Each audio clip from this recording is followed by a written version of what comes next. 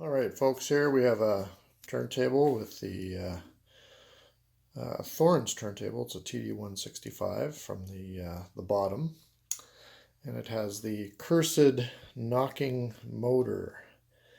Uh, I've tried to balance it a number of times, and it just keeps knocking. So I have a feeling that the drive shaft on the motor here, you can feel a little bit of play in it.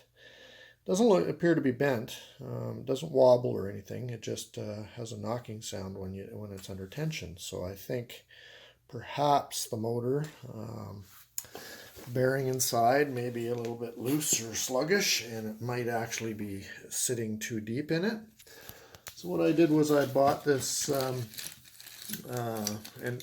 here you can see the connections. I was going to disconnect it and pull it and see what I could do, but I'm going to try and fix it in place. I do have this shield that goes on to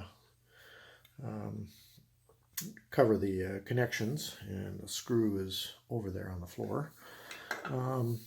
So what I'm going to do, rather than desolder and decouple the joints here and remove the motor, I'm going to try this thrust bearing that I got from SRM Tech. So it comes with a little batch of molybdenum grease, comes with the thrust bearing housing, and then there's a very high tensile steel ball bearing that goes in, and then there's a little set screw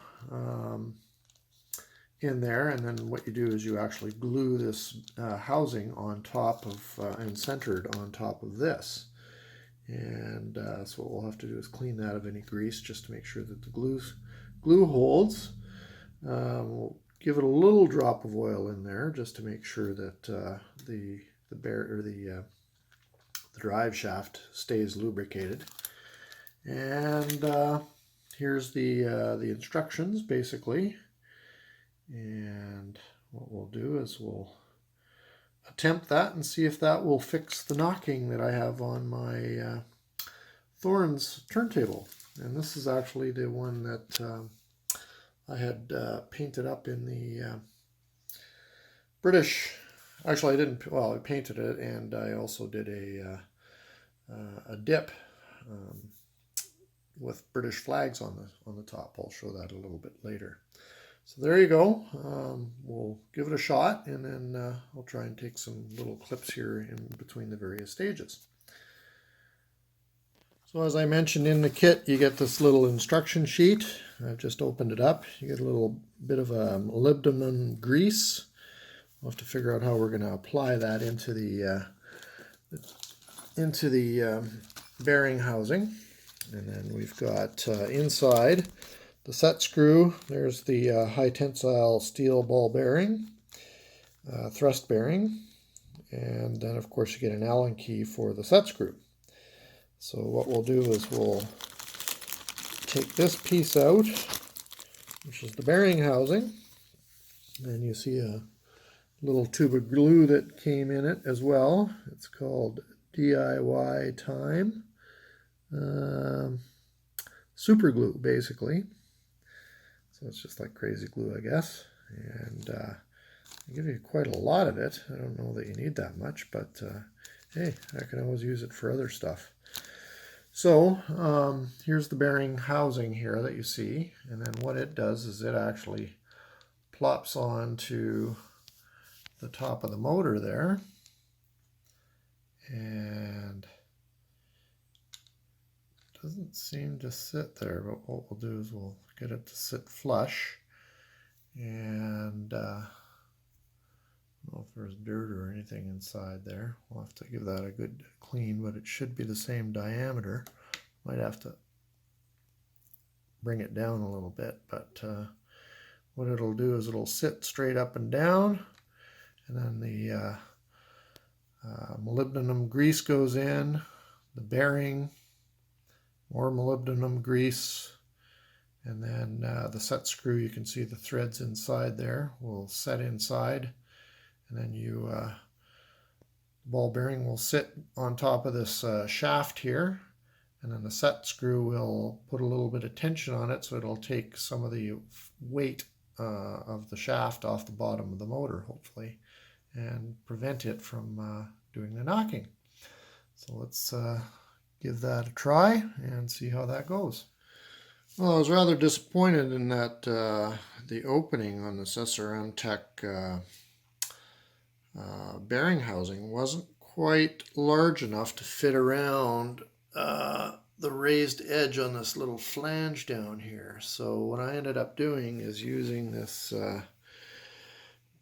portable Dremel tool, and it's got a really neat little I got a little kit here of polishing and grinding and all that stuff, and this little deal here did the trick. So what I did was I just ground down a little bit of a layer inside there, and now I get this thing to fit fully flush, straight up and down, so it's perfectly centered on the shaft.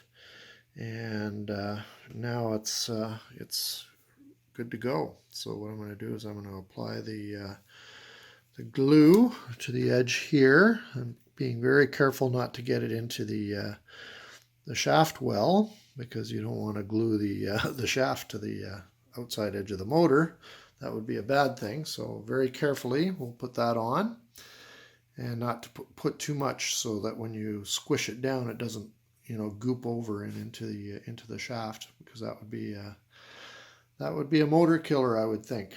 So we'll do this very carefully, put it on, and then what it says is to use the base of the Allen screw to scoop up some of the molybdenum grease. You put it down into the well here, then you put the bearing in, then you put another scoop of molybdenum grease in, and then you put your grub screw into the top there, and then screw it down until it just takes the weight off of the shaft. You don't want to get it, screw it down so tight that it binds the shaft.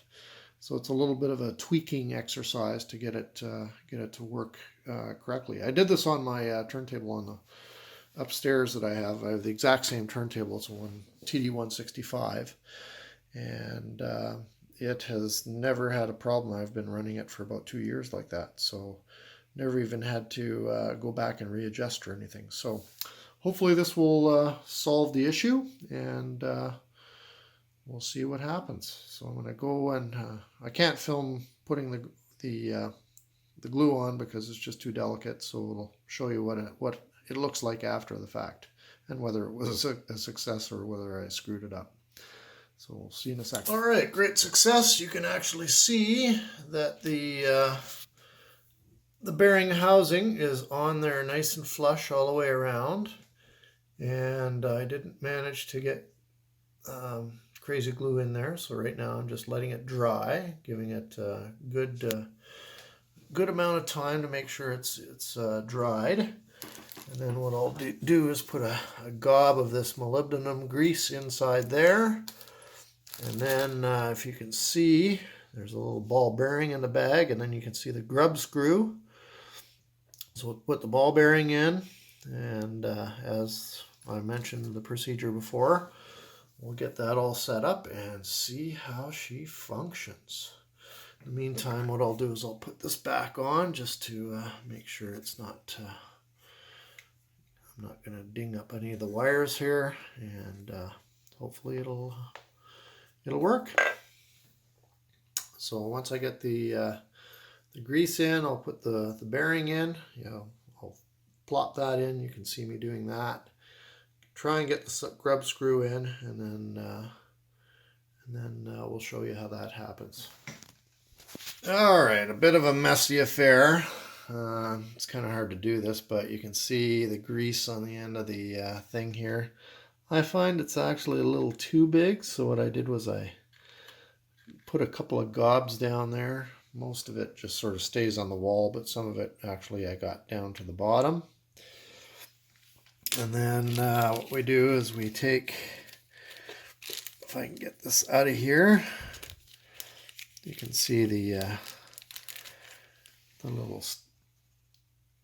the bearing itself, which is a high tensile steel. So we just plunk it down into there. And it's quite a tight fit, so you can actually see that it gets goobed up a little bit in the grease. And I'm going to go and do this off camera, put the other gob in, and then I'll do the set screw part on camera just so you can see. And there you go. I cleaned it off with a little bit of a clean rag there. And you can actually see that there's quite a little goop of molybdenum grease in there. So now what I'm going to do is I'm going to take the set screw, which is really just a, I don't know if we can focus it there, you can see it's just a Allen key set grub screw, I guess they call it. We'll get it on top of there. Just get it started on the thread by hand, if I can do it with the camera. And there we go. It's starting to rotate a little bit. There we go. And then we just take the Allen key. And I'm not going to use I don't want a lot of torque on it. You just want to just take a little bit of the tension off. So you sort of feel when it hits bottom, and maybe I'll back it off just a little bit. And then what I'll do, as you can see, I use Dave's technique here of he uses paint cans, but I use just tall bottles. So what I'll do is I'll flip it back upright, and you see another turntable that I have over there. This is actually the one that matches the amp and the preamp down below. This is my Canadian version.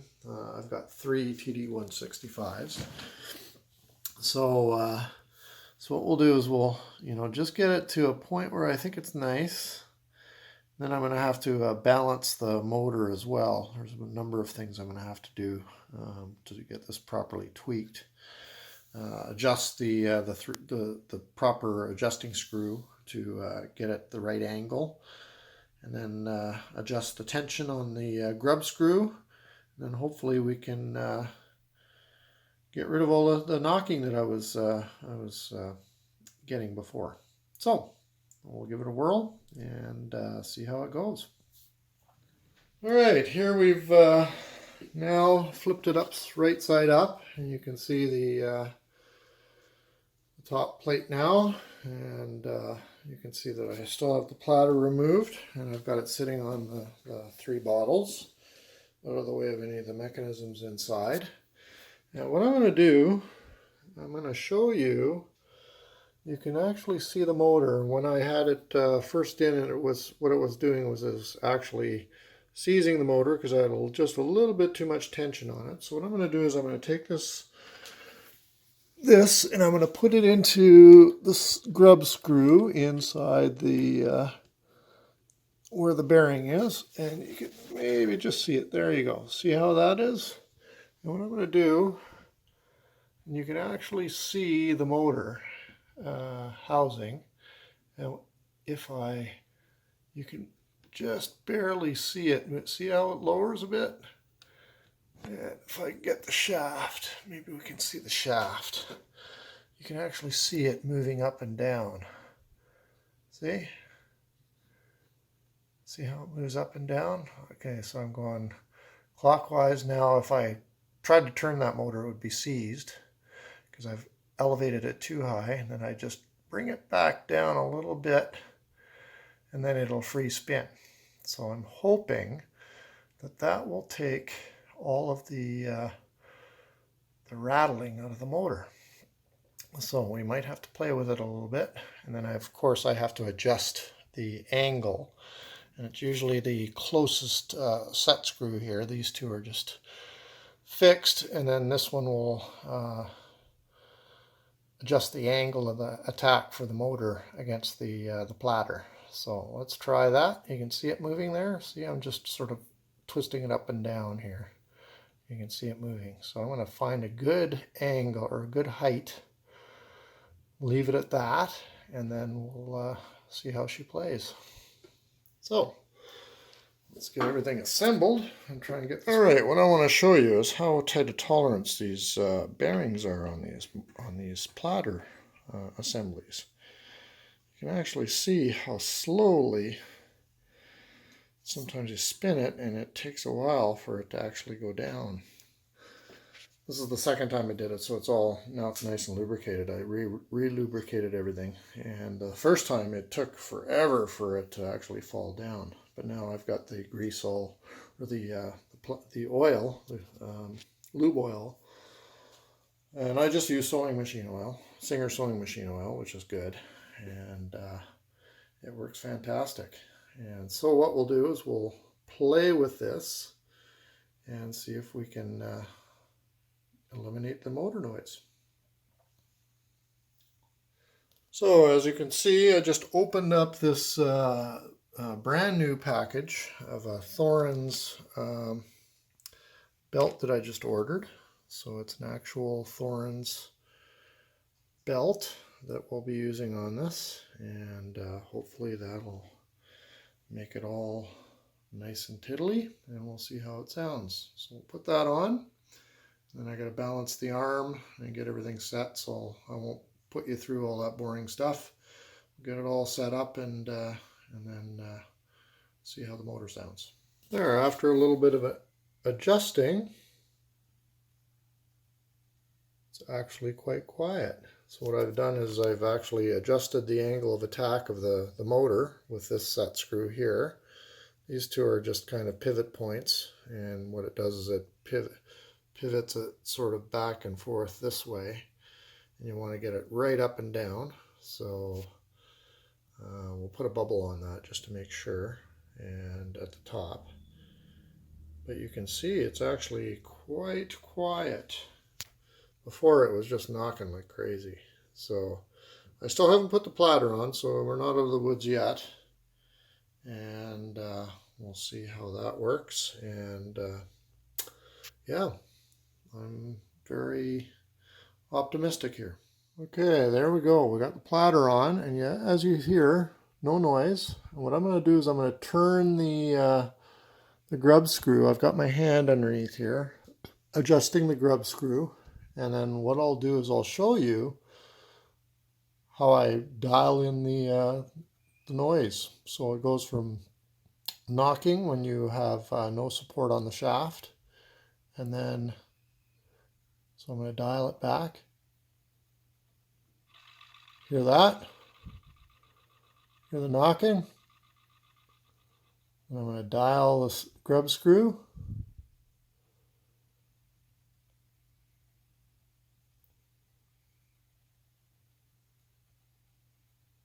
And it's way quieter.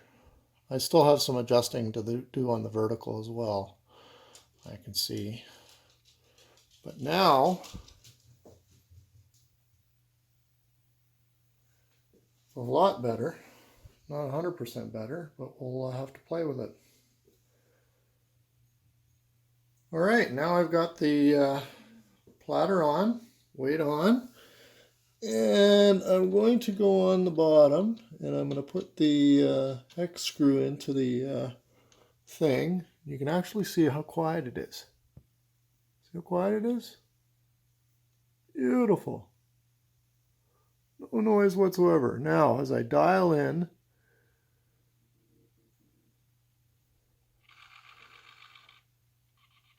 hear the knocking? And then as I dial it properly in, knocking goes away. And now I have a quiet turntable. So there you have it. Magic at its best. So, you know, these bearings do extend the life of these motors. The motors are getting on to be 30, 40 years old now, and they do work. So thrust bearing is an option if you have a noisy knocking motor, and I know the replacement motors are almost unobtainium. They're bloody expensive. You can get some new old stock from Switzerland, but at a cost of what you can buy a turntable for. So This is a really good solution. What I'll do is I'm going to leave it like this for a while. I'm going to play with it, but what I'll do is I'll get the tone arm all set up. I'll play a record here and just give you a quick and dirty sample with my other system here. Now we've got a matching system, and for those that are in need of motors, this might be an alternative to extending the life of your Thorens 60 hertz motor, or 50 hertz, I guess, if you have a 50 hertz system over in Europe. So thank you for watching. Well, we'll play a tune once I get everything balanced off here. See you in a second. There you have it. Now I've got the arm with a 2M red Ortofon cartridge. Arm is all dialed in, and now we've got the turntable rotating real nice and quiet. You can hear. Wife's watering the lawn, so you can hear some water noises outside. But other than that, so let's have a listen here.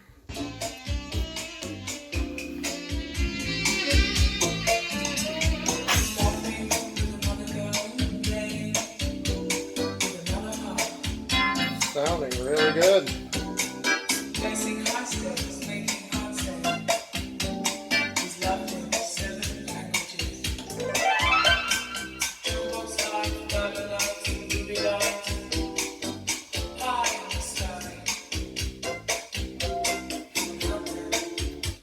There you go. I don't want to trip off any kind of alerts on YouTube here, so we'll just keep it short.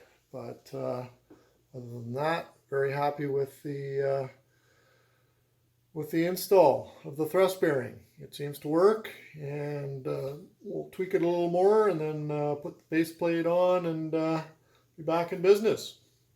So this is my for my own personal system. I do have the Canadian flag one over there as well that I interchange as a spare, and I do have another Thorens 165 upstairs, which I can show you real quick. Just walk up into my media room here, and there's my beauty. And this one's had a thrust bearing on it for the past 2 years, and it sounds fabulous. It's actually, I think, my best sounding one. That's why I haven't changed anything out on it.